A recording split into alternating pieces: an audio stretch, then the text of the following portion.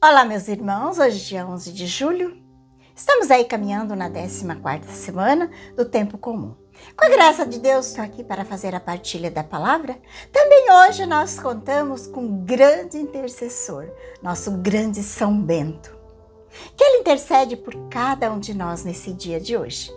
A todos vocês que estão aí me acompanhando, sejam também bem-vindos ao canal Vida em Cristo. Colocamos as nossas vidas na presença do Senhor e assim com essa confiança pedimos que a Santíssima Trindade, Pai, Filho e Espírito Santo já vai nos abençoando. A liturgia da igreja hoje traz para nós a memória do abade São Bento. Ele foi um homem de vida venerável, que sempre procurou agradar somente a Deus. Deixou a casa dos pais, deixou os bens e procurou um novo estilo de vida. Um novo estilo de vida, de santidade. Pedimos hoje a intercessão de São Bento. E assim nós confiamos totalmente no nosso Deus, como hoje nós vamos rezar no Salmo da celebração da missa de hoje. Colocando no Senhor tua alegria. Coloca no Senhor a tua alegria e Ele dará o que pedir teu coração. Assim, com essa certeza que Deus vê os nossos corações, vamos hoje, nesse dia, colher a palavra de Deus, celebrar com alegria, assim como São Bento. E foi esse grande homem de Deus. E o evangelho de hoje, do capítulo 10, do 16 ao 23, é a continuação do evangelho de ontem, que Jesus dá instruções, recomendações aos discípulos. E hoje a temática são a perseguição.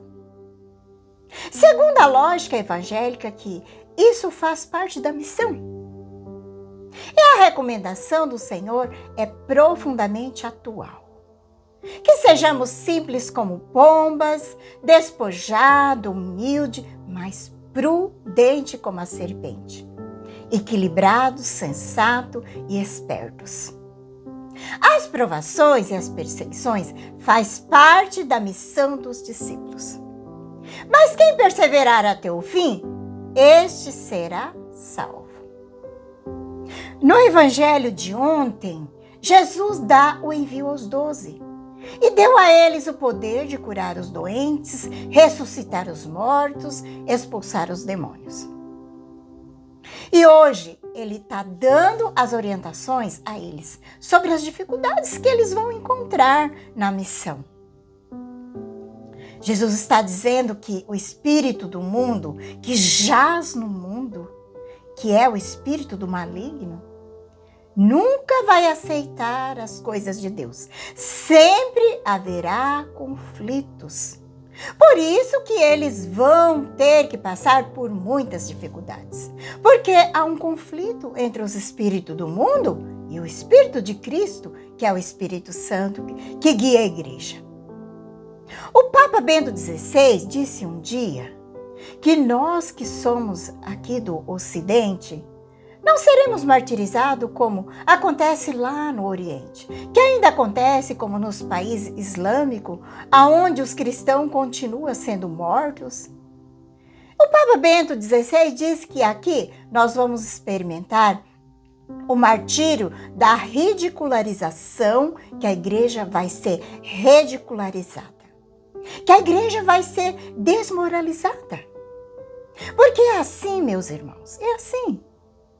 Qualquer pecado que acontece com os filhos da igreja, por exemplo, um padre, um bispo, vira um escândalo. Aquilo torna notícia no mundo inteiro. É como se os filhos da igreja não pecassem. Então, haverá perseguição sempre. Assim como houve perseguição em toda a história da igreja. Nesses 2000 e tantos anos, não teve um século da igreja que ela não sofresse perseguição. Foi perseguições terríveis. Começou lá com os judeus, depois com os romanos, depois com a heresia, depois nós tivemos aí toda a perseguição. perseguição do nazismo comunista, perseguição espanhola em 1926, perseguição mexicana em 1929, enfim, as revoluções. A Revolução Francesa, que matou mais de 17 mil sacerdotes. Então a igreja, ela nunca teve sossego, sempre teve perseguição. E a diferença é a ridicularização, é a desmoralização, é a indiferença com a igreja. É porque tudo isso eles não querem aceitar. Não querem aceitar a proposta da igreja, não querem aceitar o caminho da porta estreita, que é um caminho largo, que é um caminho espaçoso, que é o caminho do pecado, caminho dos prazeres, que é o caminho da vanglória, o caminho que é contra a lei de Deus. É isso que nós vemos hoje com muita clareza. Como que é difícil você combater isso? É muito difícil. Aqui no nosso ocidente cristão, aonde foi cristianizado? E agora quer aprovar o aborto. Isso já é aprovado em muitos países que quer aprovar a eutanásia, quer aprovar o casamento da pessoa com o mesmo sexo, quer aprovar a prática do homossexual, quer aprovar de tudo que é contra a lei de Deus. E a perseguição que sempre haverá. E aqui no Evangelho, Jesus disse: eis que vos envio como ovelha no meio de lobos. E a figura é muito forte da ovelha, porque a ovelha, ela é mansa, ela é dócil, ela é indefesa no meio dos lobos. Mas tem uma coisa, essas ovelhas são ovelhas de Jesus, são protegidas por Ele. Então ele fala: sede prudente. Prudente como a serpente, simples como pomba. E a pomba é muito simples. A pomba, ela se torna até o sinal do Espírito Santo. Mas Jesus disse: sede prudentes como a serpente. Porque a serpente, ela não se arrisca. Ela não se arrisca de qualquer jeito. Você nunca vai encontrar uma serpente aí andando no meio da rua, não. Ela fica escondida no meio do mato. Ali ninguém vê. É difícil dela ser vista. É difícil dela ser atacada. Jesus disse: seja prudente, não se arrisque em qualquer coisa. Hoje, quando a gente prega o evangelho, a gente tem que tomar um certo cuidado. Por quê? Se você falar certas palavras, você pode ser cancelada nas redes sociais. Veja que ponto nós chegamos. Se você disser alguma palavra que você pode ser cancelado nas redes sociais. Então a gente tem que ter muita prudência, colocar as coisas com prudência, com cautela. Porque quando eu digo alguma coisa, eu cito aquilo que está no catecismo da igreja. Porque não sou eu que estou falando, é a igreja que está falando. Então, não fique bravo comigo, porque não sou eu que estou falando. Fique bravo com a igreja. Isso é ser prudente, de certa forma também é ser exato. Pois quando você cita a palavra da igreja, você não erra. Porque é assim, eu não posso colocar aquilo que eu quero. A gente só pode colocar aquilo que a igreja disse. Meu professor de teologia, ele sempre diz assim: não aprove aquilo que a igreja não aprova. Mas também não desaprove aquilo que a igreja não desaprova. Não ensina o que a igreja não ensina. Não queira saber o que a igreja não sabe, porque isso seria muito orgulho. E aqui no Evangelho, Jesus continua dizendo: cuidado com os homens, porque eles vos entregarão nos tribunais e vos açoitarão na sinagoga. E isso aconteceu com os apóstolos, como São Paulo. Os apóstolos todos foram entregues e perseguidos. Muitos cristãos. E o Evangelho vai dizer: vós serão levados antes dos governadores, reis, e eles foram levados mesmo. São Pedro, São Paulo foram levados, e muitos cristãos foram levados diante dos reis. Mas para não abrir mão da sua fé, foram levados, mas eles não abriram mão da sua fé. Eles foram levados também para prestar culto aos deuses dos romanos. E muitos cristãos foram mortos. E aqui no Evangelho, Jesus deixa bem claro,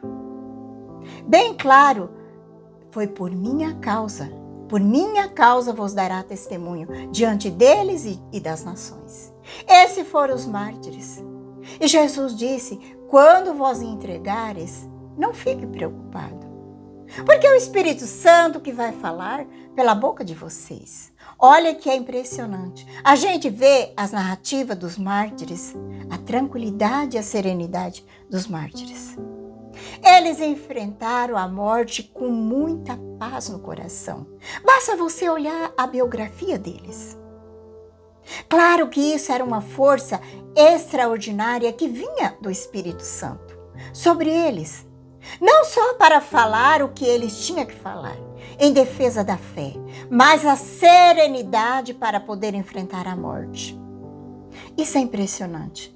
A gente vê na história dos mártires, e aqui no Evangelho, Jesus vai falar, irmãos, os irmãos vão entregar os irmãos, os filhos vão se revoltar contra seus pais. Isso aconteceu na história da igreja. Muitas vezes o irmão matava o irmão por causa de Cristo, matava até os pais por causa de Cristo. Isso terrivelmente aconteceu. E Jesus disse, eu não vim trazer a paz, mas vim trazer a espada.